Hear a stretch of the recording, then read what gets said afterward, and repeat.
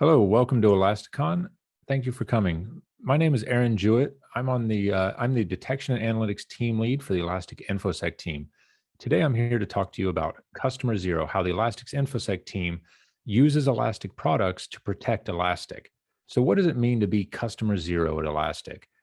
We are the primary customers for all of the Elastic products. We push the limits for using Elastic security products in as many ways as possible. Elastic makes some of the best security and search products in the world, and we get to be the lucky people to use those all the time, as in many places as we can. We're always using the newest, latest, greatest versions, and often we're using for our production SIEM, we're using the unreleased build candidates to test out in real world scenarios prior to the public release so that we can help find bugs before they get released to the customers. We meet with developers regularly, and we've opened dozens of feature requests, bug reports, etc. So when I talk about protecting Elastic's network, how's Elastic different from most corporate networks?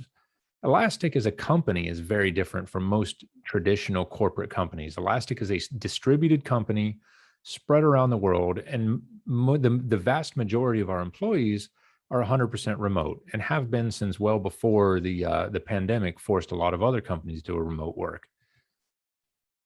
Elastic employees were over 50 countries around the world, and our employees are working from home or trains, planes, wherever they feel comfortable. And so, how is that different from a traditional corporation? From a security point of view, if you look at the traditional corporation, this network diagram is literally a template for a network diagram, because this is the most common way that corporations are built. Most of your servers and your equipment is inside of a single building. You've got a firewall tightly controlling everything coming and going. But everything that's inside of that building has a certain amount of trust. If you're working from home, you have to use a VPN on your company laptop to connect to the building so that you can use the file server and the database, et cetera. Now, the problem with this traditional way of doing things is that the PCs, if one of those PCs gets exploited via phishing or whatnot, then it can spread. The attacker will very often spread laterally and infect every computer in the system, spreading malware, ransomware, or downloading critical files, as we've seen over the last several years. So Elastic's very different from that because there is no perimeter, there is no building. Mostly, we've got some nice buildings and some nice offices are spread around the world, but employees aren't trusted inherently because they're sitting inside of that building. So because there is no building, there is no perimeter, and there is no inside of Elastic. Everybody has their laptops, as I said, working from home or wherever they feel comfortable. We use multi-factor single sign-on to authenticate our employees with mandatory multi-factor, and from there they can access all of the many third-party cloud-based software that we use to do our work. The majority of our development work is done in GitHub. We have cloud services that run our build systems. And then other than that, we use Slack, Google Docs, Office 365, et cetera, to do our daily work. And all of these systems, this is not your traditional, everything is an Active Directory inside of your building under the security team's control. These are all third-party software that they all have different ways of logging and different formats of logging, and can often be a security nightmare when it comes time to do investigations within these if you're not doing it right. So how do you monitor and protect a globally distributed company? Number one, you actively protect and collect logs from all of the workstations, all the laptops. We use Endgame or Endpoint Security. These are world-class, really great antivirus and endpoint protection software systems that we make. As well as protecting the systems, Endpoint and Endgame stream events from those workstations back to our centralized cluster for logging. For all of our cloud systems, our Linux servers, we use AuditBeat to collect process events, network events, logins, audits, everything, all these critical events. So we know everything that's happening on all of these containers, all of these file systems. All of our Windows events, we collect Windows event logs using WinLogBeat.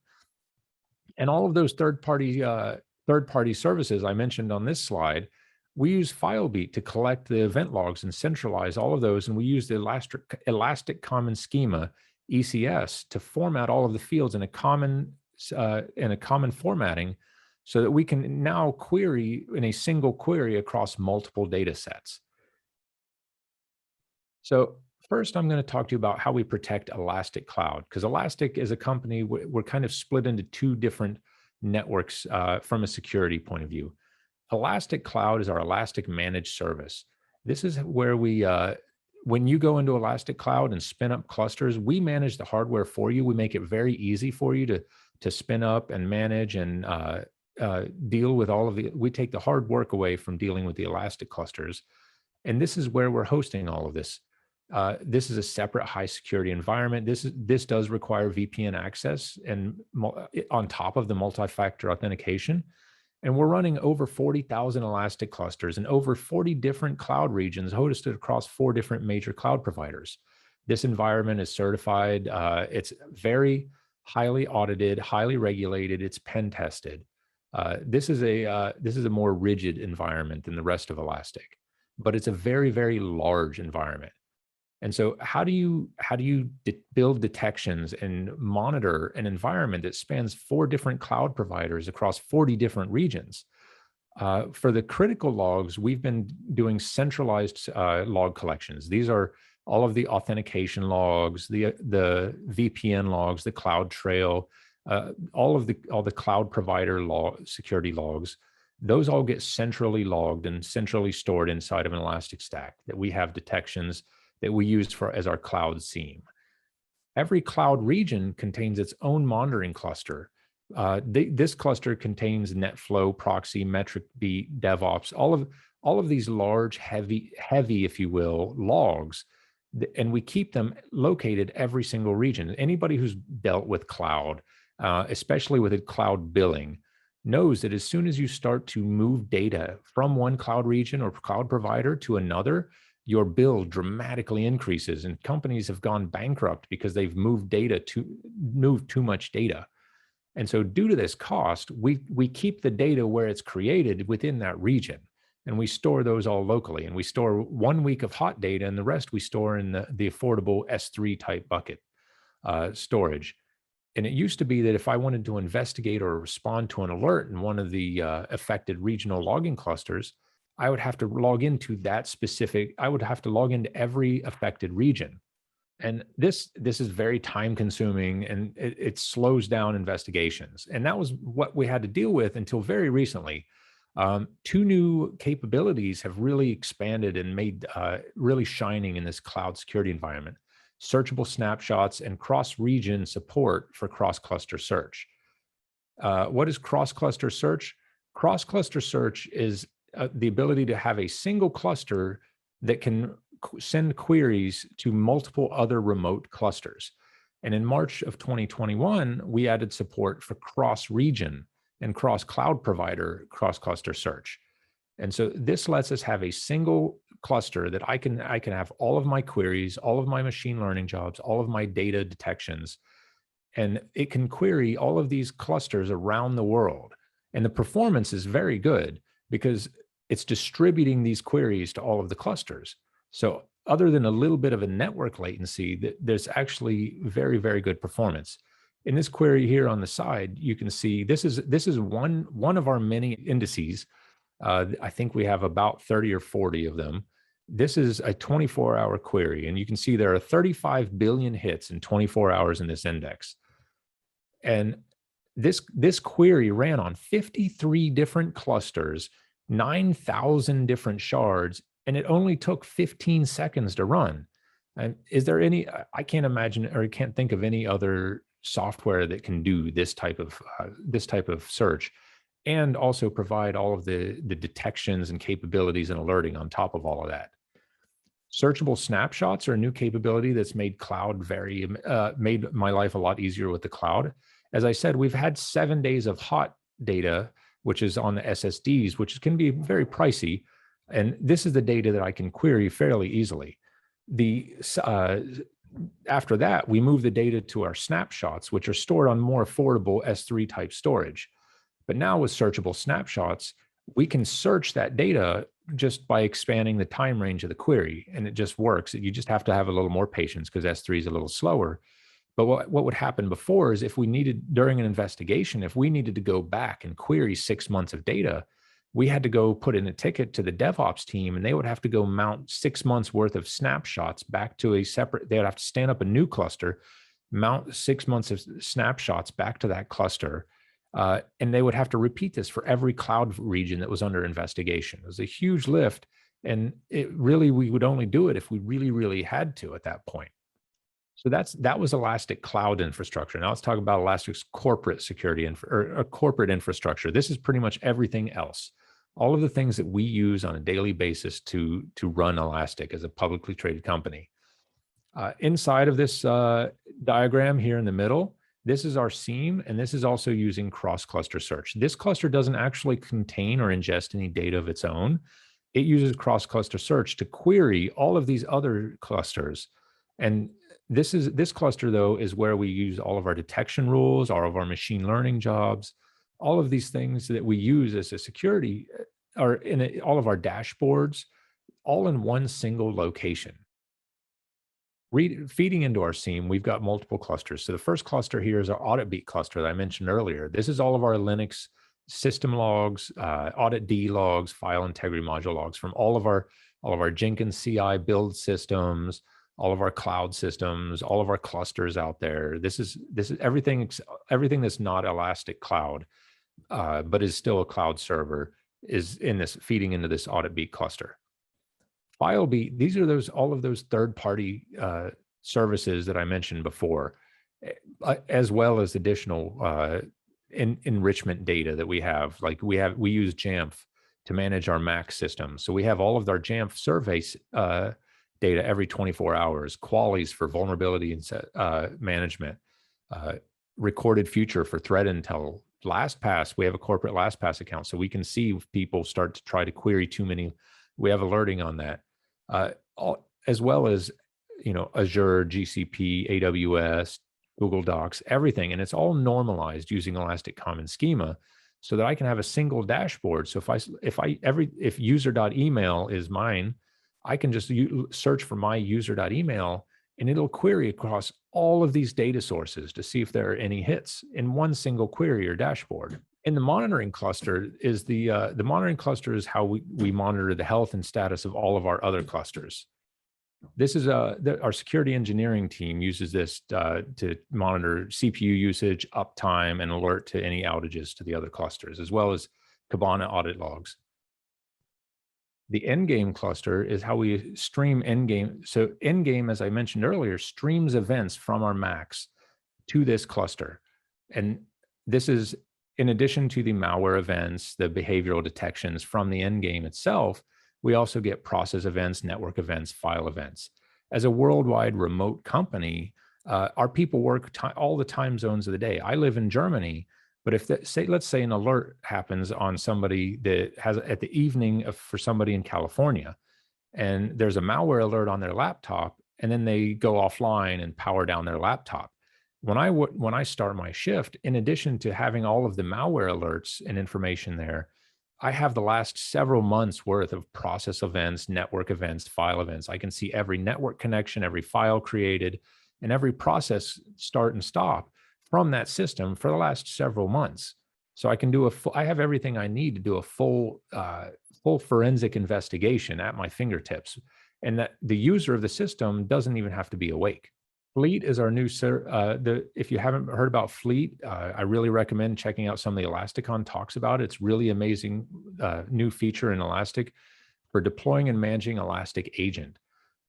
Right now, we still use Endgame, but we plan on migrating to endpoint security very soon. So what we've done is we're using Elastic Fleet to deploy OS Query to all of our workstations and our laptop systems. And then we can use the power of OS Query to ask questions of our laptops for vulnerability management and for threat hunting type capabilities. And then when we're ready to do our switch over from Endgame to endpoint security, it'll just be a flick of a switch to make that deployment happen. Our malware sandbox, I wrote a blog post about this several months ago, but this is our by having this is a cluster that it doesn't store any corporate data, but all of the security analysts have admin privileges so that they can add and remove their virtual machines as agents to this system. And so then I can spin up a virtual machine, I can execute some malware in there, observe it and watch it. And all of the events from that malware get streamed back to this malware sandbox server. And by having this as a corporate thing, instead of each one of us having to manage our own, now I can detonate a piece of malware, and everybody on my team can also view that malware as well and view those events. And we can also tie those events into a case if it's an ongoing investigation. Up here in this top corner, this is our case management and threat intel section. So we use open source projects, the Hive and the Hive and Cortex.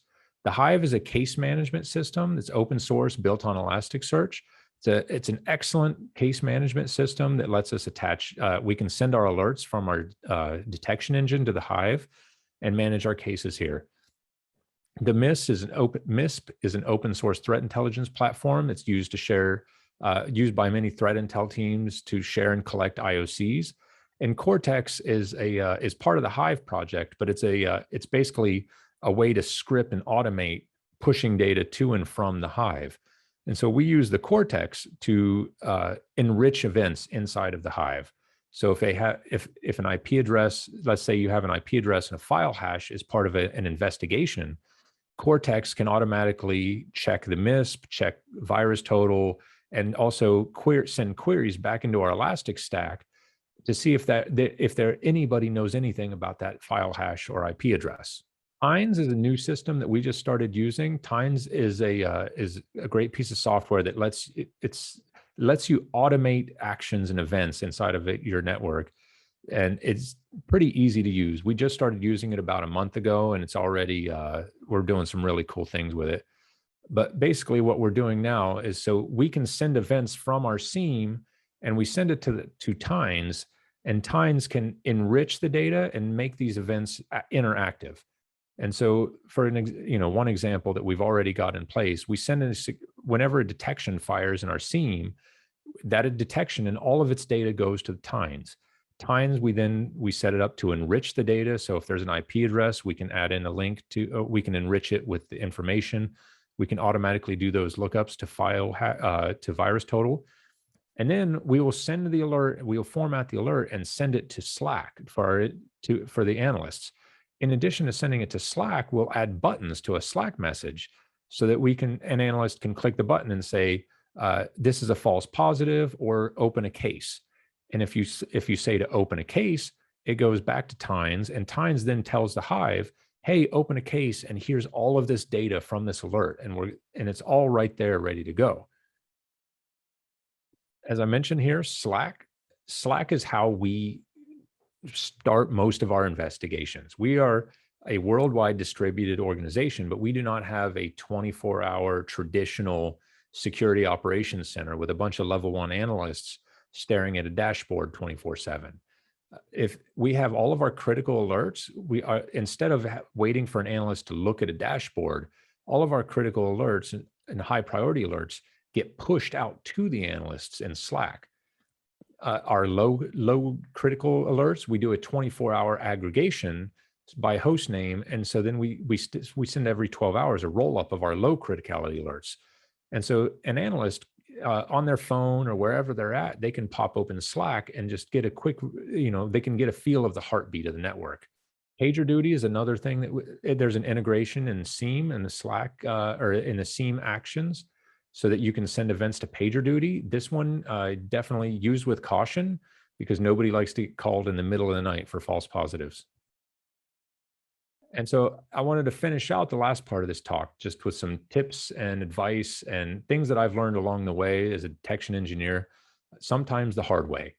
And so number one rule that every detection engineer, anybody managing a SIEM system should know is that noisy rules are your enemy. Alert fatigue will cause an analyst to miss the real alerts. It will cause you to get exploited and nobody will see it because the analysts are too busy ignoring all of the other alerts. And alert fatigue can even burn analysts out and cause people to leave your company, causing you loss of money as well in many other ways. And so this is the number one thing that you should always be concerned about. Sometimes the best rule, if you have one run rule that's noisy, sometimes you need to break it up in more focused single rules. If you can't tune an alert and if you can't turn it off because of regulatory reasons, consider changing that into a building block rule, which means that it's not getting pushed to the analysts, and then you can do aggregations and roll-ups. Dedicate time every week to tuning your alerts. Every network's unique and constantly evolving. There's the rules that are quiet now will be noisy next week and vice versa. And so every week, my rule of thumb is every week, take your 3 noisiest rules and spend time tuning them out. Look at all of the alerts and say, did these alerts result in cases? Were these true positives? Were these false positives? So, and then take the time to tune your rules out. If you have the rule that generates alerts, but it never results in cases, even if it's not one of your top 3 noisy rules, then maybe you need to consider disabling that rule. And detection engineers should always spend time responding to your alerts. If the detection engineer is creating alerts, but never spending time responding to them, you're going to end up with just a mess of too many alerts. The detection engineers like me need to sit down and feel the pain of the analysts if we create bad alerts. So actions, make your alerts actionable. So in the Elastic SIEM, it's pretty easy to add actions to your alerts. And for example, to send stuff off to Slack. And so when you send something outside of the SIEM, you need to provide and tell a story and provide as much context as possible so that the analysts at a glance can see exactly what was going on. Inside of the Elastic SIEM, you can use this context.alerts. This is an array that you can iterate through so that as you send all these alerts off to Slack, you can loop through this and send all of your information. So then you can send the timestamp, the rule name, and which host it fired on, who executed what, where, when. Tell a story of everything the analyst needs to know, because these alerts are going to go off on a Saturday while somebody's out at a picnic, and they should be able to glance at their phone and tell whether they should run to the office or not. And then create reusable templates. And you'll find that if you're doing process events, there's a certain type of template. If it's cloud events, Okta events, Google Docs events, you'll need different templates for different types of events. But once you've made a template, then you can use that for all related events. For detection rules, my favorite detection rules for a host-based point of view are strange child processes. So every process, or most every process, creates a small subset of child processes during normal operation. But when one of those processes gets exploited, by its nature, when an attacker exploits the process, they're going to spawn new processes usually. And sometimes it's regular benign processes, but when you see a process that never executes who am I and LS and PWD, that's a sign of an exploit that's just occurred. Every internet facing service you have should have a detection rule for strange child processes. In Elastic Cloud, we have these for everything that's network facing, whether it's Kibana, Logbeat, Elasticsearch, everything. We've baselined everything, and we know what's normal, and we alert on everything else. And so for this example, Nginx is a very popular versatile web server that's very often configured to be internet facing. Now let's go through the scenario where there's Nginx, there's a 0-day exploit out there. How do you detect a 0-day exploit? Well, you look for normal and you detect everything else. So you start out and you just go to your Discover app and you look for everything where Nginx is the parent process. And after a quick review of the last month or two of data, it's pretty apparent that Nginx spawns other Nginx processes occasionally as it's forking its process out. And then when it does a rotate and an upgrade, it spawns a lot of child processes. But you filter that out, and there's almost no noise. And now you can have a detection rule that will detect 0-day exploits against Nginx by detecting everything that isn't a known good. Another tip here: don't make one rule when you can have 2. I've seen a lot of detection rules out there where they try to do too much with a single rule. If you if you can have 2 rules or even more, This rule could, even these rules could be split up even further, because this rule could be very noisy with multiple different categories of false positives. But as you split the rules up and focus them, your false positives are going to be very narrow, and you may have one noisy rule and 6 quiet rules at that point, which is a lot easier to manage. Create alerts on your alerts. Every time an alert fires in the SIEM, it's written to an index, and your alerts are data as well. So you can write detections on your detections. So I use threshold alerts to write some pretty cool detections. So like, for example, this one, we use cardinality to look for different detection alerts on the same host. So when a host is under attack, you'll have multiple different low-level alerts will fire for that same host. And this will fire a new higher criticality alert to let us know, hey, this host really should be looked at. Or in this example, there are two relatively low priority alerts. This one, the web proxy modification, happens pretty regularly with regular admin activity. And this one, installing root certificates, also happens pretty regularly. But when you see them both happen on the same host at the same time, that is a very big red flag that somebody's trying to break and inspect all of your encrypted traffic on that host. And you definitely need to do an investigation at that point. And thank you. Those are the tips that I have. Once again, thank you for joining me at Elasticon. And I hope that you helped learn something about how we protect our cloud first remote distributed company at Elastic using Elastic products. Thank you very much.